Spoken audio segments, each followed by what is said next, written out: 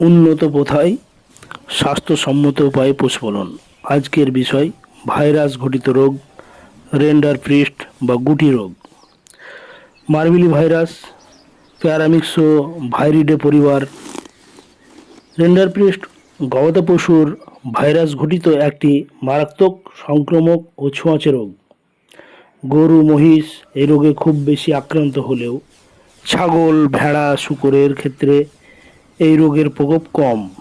আজকাল ছাগল ও ভেড়ার ক্ষেত্রে রেন্ডারপেস্টের মতো রোগকে রেন্ডারপেস্ট না বলে পিপিআর বলা হচ্ছে।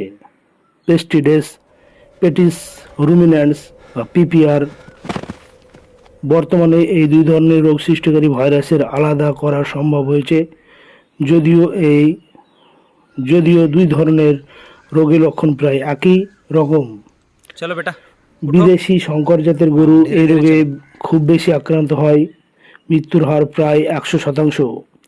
অপরদিকে দেশি গরুর মধ্যে এই রোগের প্রাদুর্ভাব কম, মৃত্যুর হার প্রায় 20 থেকে 25%।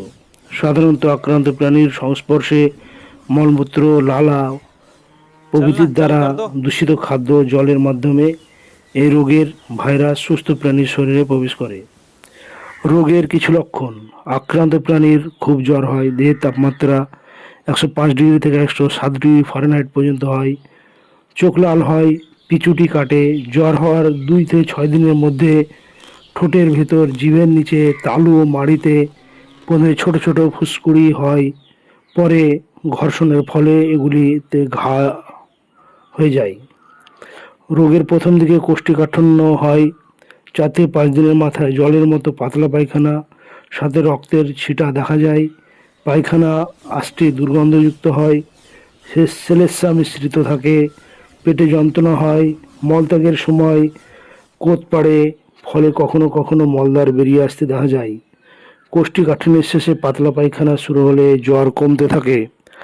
আক্রান্ত প্রাণী দুর্বল হয়ে পড়ে, ক্ষুধাবন্ধ, নিঃশ্বাসে কষ্ট পরিলক্ষিত হয়, নিঃশ্বাস দুর্গন্ধযুক্ত হয়। দুগ্ধবতীভাবে দুধ উৎপাদন ক্ষমতা কমে যায়, লোম খাড়া থাকে, কান দুটি ঝুলে যায়। প্রথম দিকে পালের 1টি বা 2টি প্রাণী আক্রান্ত হয়, পরে পরে অন্যান্য প্রাণীর মতো দ্রুত এই রোগ ছড়িয়ে পড়ে। রোগ আক্রমণের 7 থেকে 12 দিনের মধ্যে প্রাণীটি সাধারণত মারা যায়।